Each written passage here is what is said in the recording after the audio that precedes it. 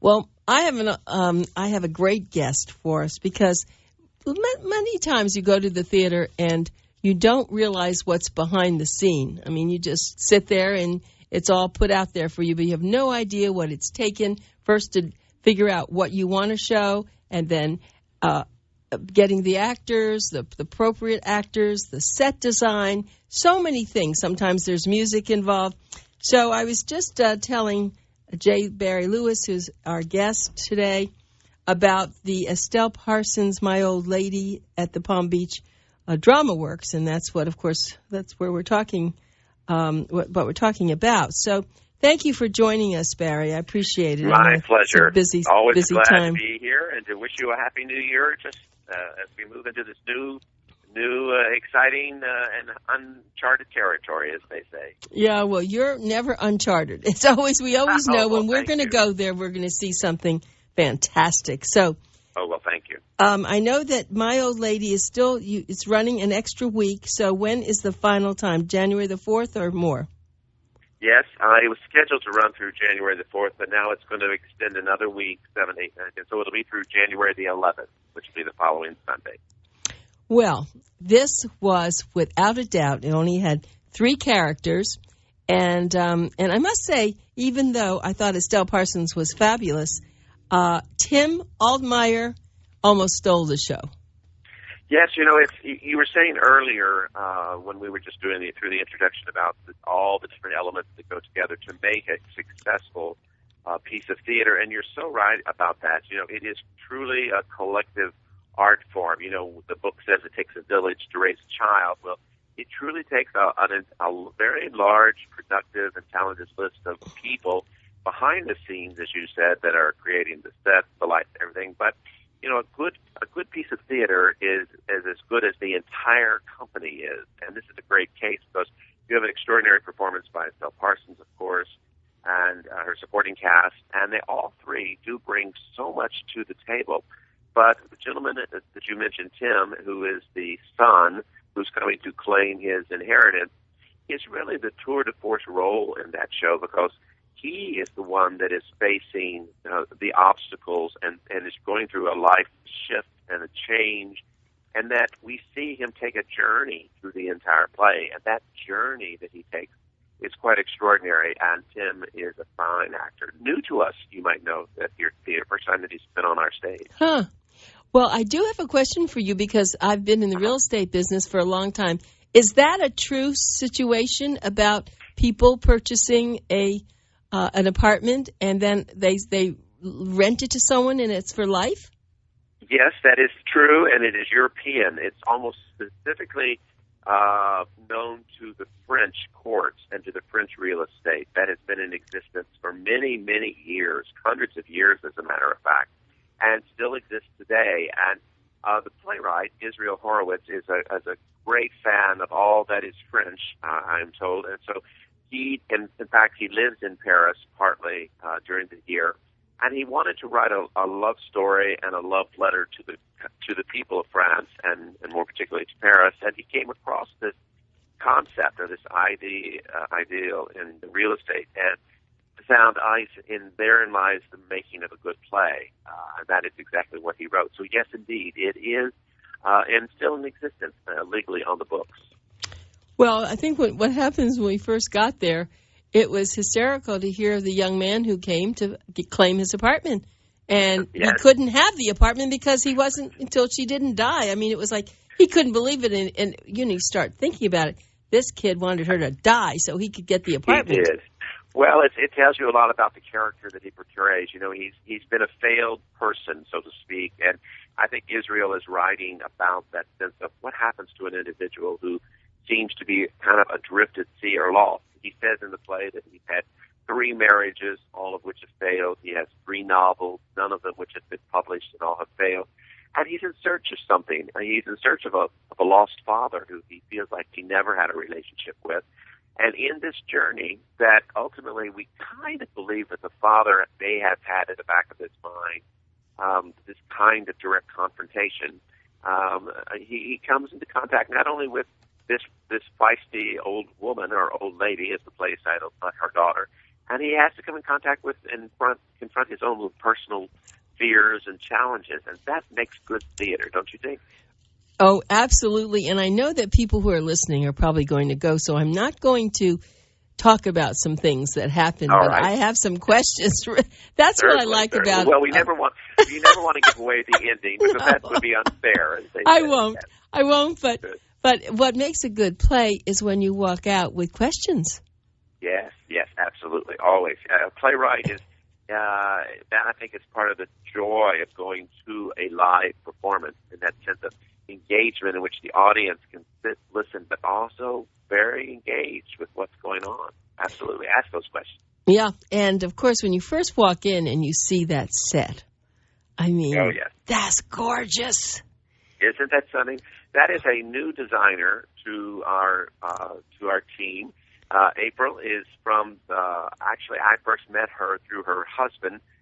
She is on the faculty at the University of Miami and has been at the University of Miami for several years. She is from the Yale School of Drama, where she did her graduate degree in not only in set design, which she did on this, but she also has a design background in costumes. And I was very excited when we had originally met and wanted her to meet Bill Hayes, producing artistic director, and everything seemed to fit. And it really captured that essence, I thought, of a mid-century Parisian, had at one time been quite elegant and quite large, and all those elements that says France and Paris and European to us. I thought she captured it and did a beautiful job with it. Absolutely. No, it was... It just said it. You knew when you walked in and you saw this set. You knew where you were. Yeah, that's right. And you said, this is going to be quite a play. So well, she's a new find for us, and we hope that she'll be back with us. That's excellent. Let me ask you a little bit about Estelle Parsons. So she's playing this, my old lady, but does she still play other things also, or this is what she plays other places? No, she is still a very engaged actress. Recently, this past season, she was on Broadway in a piece of theater. Unfortunately, I don't have the name of it, but she was there, and then she is an old friend of Israel Horowitz and knew of this work. He had approached her on it, and it, as you sometimes say, the stars aligned themselves in the right time, in the right place, and all the pieces fell into the puzzle that she wanted to do this play. She reads scripts constantly, continually. And when she reads a script that she likes, she sort of follows up on, well, who's producing this script or who's interested in producing this script? And this was a piece of theater that she was quite taken with, and this character, I think. And so this is just another one of the great roles that she adds to her list of, brilliant characters, brilliant characterizations that she does. She is actively and continues to be actively engaged in her career at the age of 87, I think, is her current. Oh, I shouldn't tell you that. No, I thought.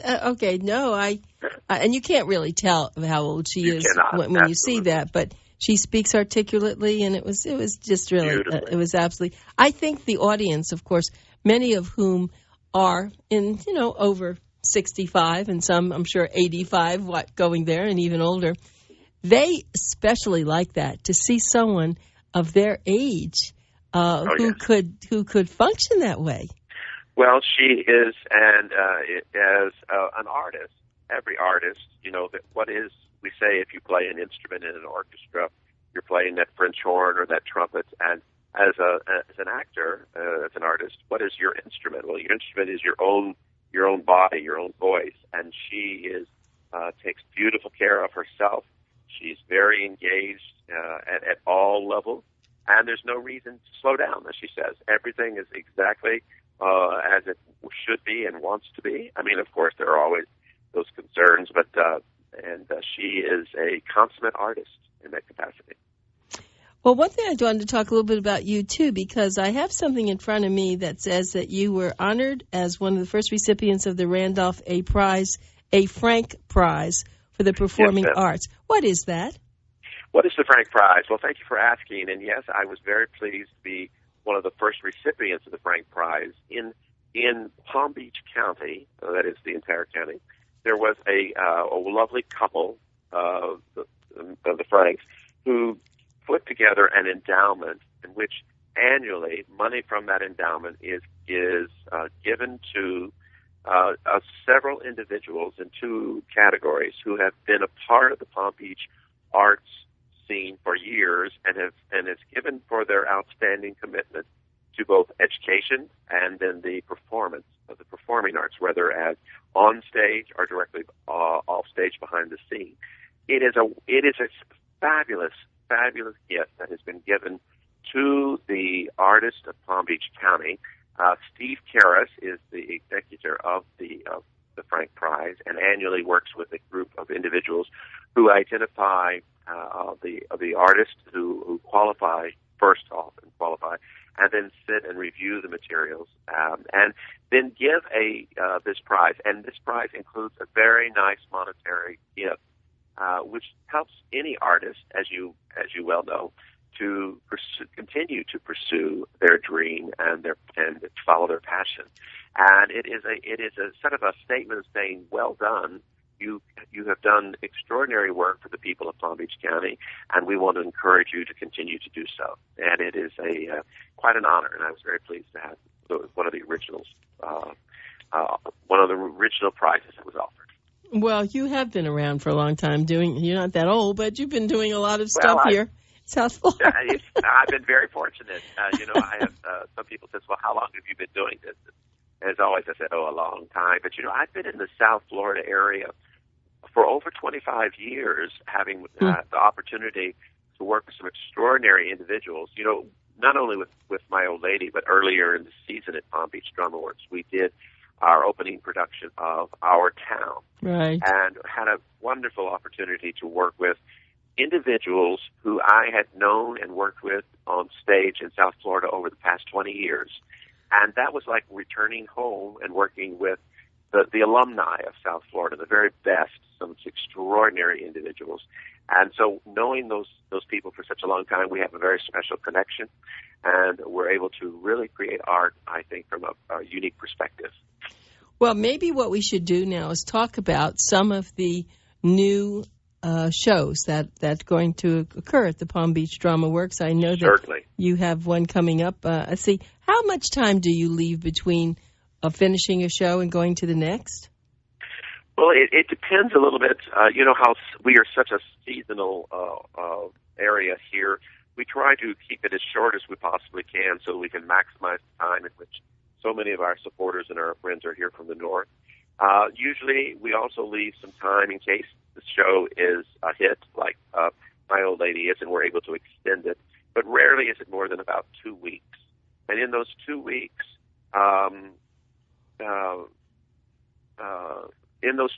we're able to turn the show around, which is what we talk about, and that is tear one set down and put in the other set, and do the new lighting design. It takes about at least a good solid 2 weeks to do a complete turnaround. A rehearsal process is usually about 4 weeks in total, and it takes every moment of that time to be able to put a show together. From Our Town into My Old Lady, and then our next show that you were getting reference to is Les Liaisons Dangereux, and it will go into rehearsals starting next week on Tuesday, and we'll then have about a 4-week rehearsal, but about a full 2-week turnaround by the time we take out the set for My Old Lady or into the new piece. How many actors will be in the next show? Liaison, I think there are about 12. It's really a substantial cast. Our Town had the largest cast that we'd ever had on our stage. That was 20. That was extraordinary. And of course, with My Old Lady, 3, and then Liaison. I take it back. I think there are 9 total in that performance, in that production. And that's going to be then followed by Buried Child, Sam Shepard play, with 7, and then we finish, of course, the season off with Lady Day, the story of Billie Holiday, as she gives one of the last public performances of her life, and that's a one-woman show. That's just one individual. So it runs the gamut in terms of size of cast. Right, because being an Actors Equity theater, it's very costly to have so many people. Yes, it is.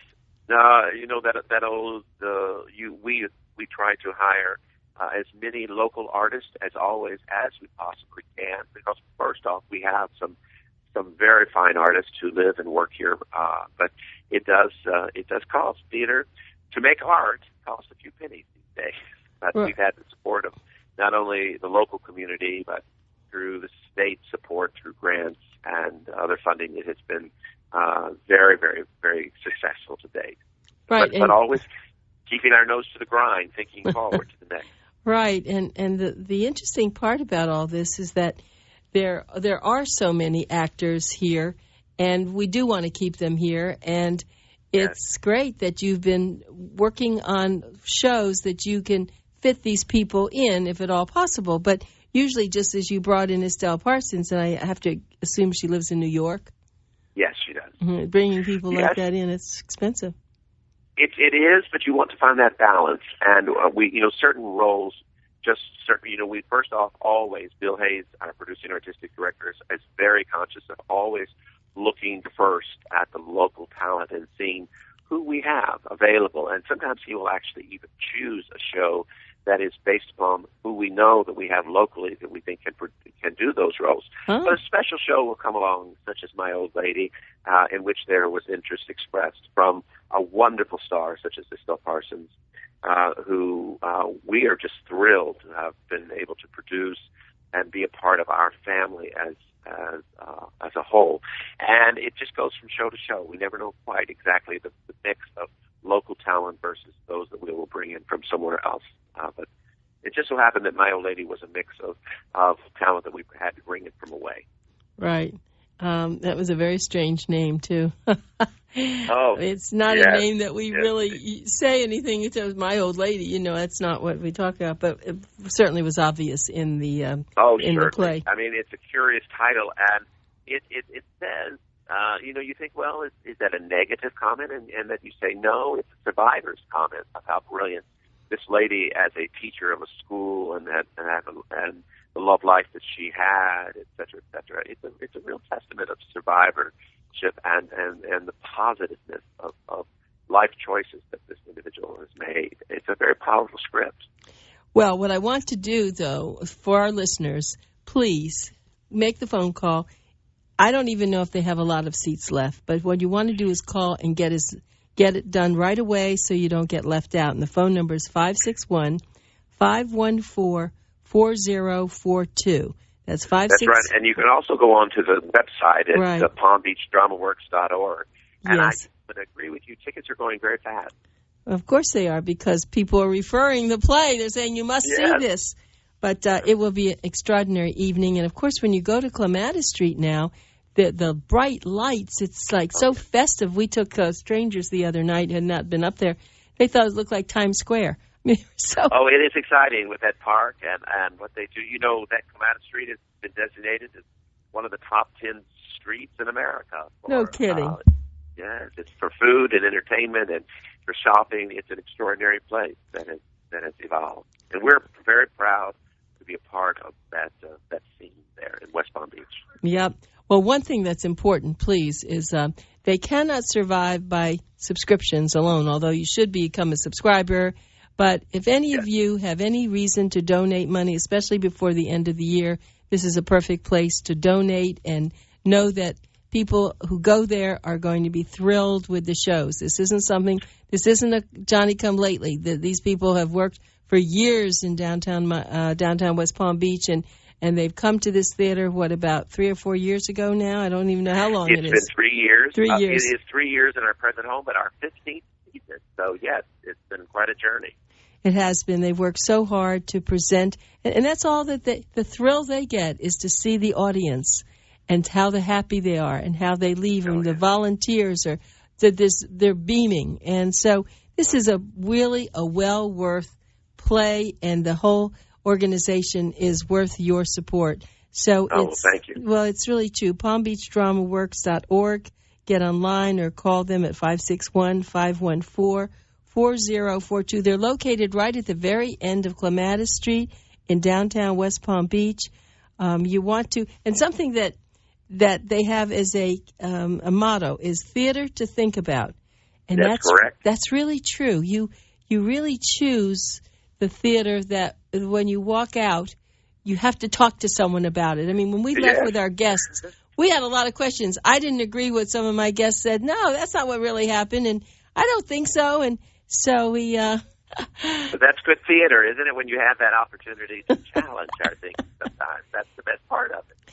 Right, and sometimes you have also where you have someone there that after the show that people can talk with people? Yes, we do have what we call our talkbacks, and they happen on a weekly basis, usually following the Friday night performance and then again on Sunday. And that gives those people who are attending those performances an extra opportunity to sit briefly after the performance for 15 minutes usually and ask questions of the cast, our members of the cast. And it's quite engaging, some of the questions. So it's that extended opportunity for the audience to interact with the actors themselves. One thing that I've noticed is you have a very sophisticated audience. Yes. They really are. They're coming from all over. Just because it's in West Palm Beach, I know they come from Boca, they come from Port St. Lucie, because it's like when you think about this, if you can go for an evening and see something as good as what, of course, I'm going to say My Old Lady, but for years now they've been producing extraordinary theater. It's worth doing it. Well, it's what you're talking about. It's part of that. It's this sense of community where we come together as more than sitting at home privately and just watching television. But when you have that opportunity to go and be a part of an audience and that collective energy, that humor, the drama, that there's nothing better than that, is that it's just that excitement of being a part of that whole experience that is live theater. Yeah, I was saying that to someone because they said, oh, well, I don't go to shows. I watch this. I said, wait a minute. When you sit in the theater and you see actors on the stage who have memorized their parts, who you just seem to believe that you're on the stage with them, that it's really your life they're talking about, right. or you learn so much. I mean, I actually learned a lot at this last show, The Old Lady. Excellent. Yeah, I learned because of the real estate. I mean, I still can't get over that. That is a true thing. Yes, it is. Well, that's what the theatrical experience is all about. It's about having that one-on-one experience with the actor and yourself. You can't get that anywhere else. You can't get it at the movies, and certainly not on television. That's why that experience is unique and powerful and has the ability to really change the way we see the world at times. So it is what I choose to do with my work as an artist, because I love that community, the communal experience that you have. Yeah, and I know you said, you said that Tim is a newcomer, Tim Altmeyer, but yes, he's going to be someone I know you're going to use again because I think what so too. An actor! He's an actor. He's currently not only he works at other theaters all over the country, but he's also on the faculty at the University of Florida. He does a very fine job in teaching young artists for the next generation. Yeah, I would assume that he was extraordinary. In fact, right? So it. Oh yes, very much so. It was. It's really a great company with Angelica Page and Tim, and of course Miss Parson. They're just electric to watch on stage. I didn't know much about Angelica Page, and is she local? Mm-hmm. No, Angelica is also from New York, and besides being a very fine artist and actress on stage on many different theaters around the country, Angelica happens to be the daughter of Rip Torn and and Geraldine Page. So she comes from theater royalty, so to speak. And she is one of the just extraordinary artists and actress in her own right. Okay, I didn't know anything about her. Well, but now I want to turn the tables a little bit on you. So what makes you love this so much? I mean, when did you start all this in your own career? Oh, that's a good question. It goes, I think sometimes it's hard to even know where that first spark began. Going to the theater was certainly not a part of my family growing up. My parents were very open, but the theater was not something that they participated in. However, I grew up within the church. My father is a minister, and going to church services every Sunday morning and Sunday night and midweek during the services, I began, I think, to understand the power of the spoken word, how, the community of a group of people coming together, whether it be for a church or the collective energies that you get within the theater had a similarity. And I think I took away from that kind of sense of community a love of then the spoken word. And it began to evolve during my high school years. And when I went off to college, then everything was possible, so to speak. And so I've been very, very fortunate to study and to pursue that which I chose. It just seemed to happen gradually, Anita, and not any one particular flash of lightning said that's what I want to do. But it certainly came about from, I think, being a part of a community such as the church that I grew up in, where music was very important, the spoken word, the reading. And as we all know, church, synagogue, whatever it may be, is very high art at some time. Yes, and we find so many singers, vocalists, started in churches or or in synagogues. So it's it is of expression. Course, it's about expression, and you have to have talent. Yes, that has to go along with it as well. And if you don't have the talent, you develop the ability to be the audience. I think that there's talent in being an audience member. We have to have the audiences in which to perform for, and they are so important to that process. You have to love it to go to it and to see it and to participate in it just as much. Be a part of that collective nature I'm talking about. Yeah, that's true, and people should really make sure that they do attend theater. And we have a lot of very good theater here in South Florida. We're of course, very lucky. Yeah, I mean, it is amazing to me that we could have this much. I think the only thing we're lacking is an orchestra. We have to get that orchestra. That last 10 years was a tough 10 years. I know it. Orchestra, ballet companies. We lost several theaters. The demise of the Caldwell Theater Company was very unfortunate. Mm-hmm. And we have to be diligent in our efforts to, as you were saying earlier, to support. If we want a quality of life in our community, it has to include the arts, because it is on the arts are those is one of the planks which makes society sustainable. We need the arts to engage us, to challenge us, to make us feel good, and to understand how language and music has meaning and can change the way that we see the world. Absolutely, and I appreciate what you do there. And I just want everyone to know I've been talking with J. Barry Lewis, and we've been talking about a lot of things, but be sure to go see Estelle Parsons and My Old Lady at the Palm Beach Dramaworks. Get on palmbeachdramaworks.org and buy your tickets, and then get ready for the next one. Thank you so much, Barry. Have a fantastic New Year's. Always a pleasure, and thank you, and Happy New Year to all of you folks there. Thank you, Barry. Bye. Bye-bye.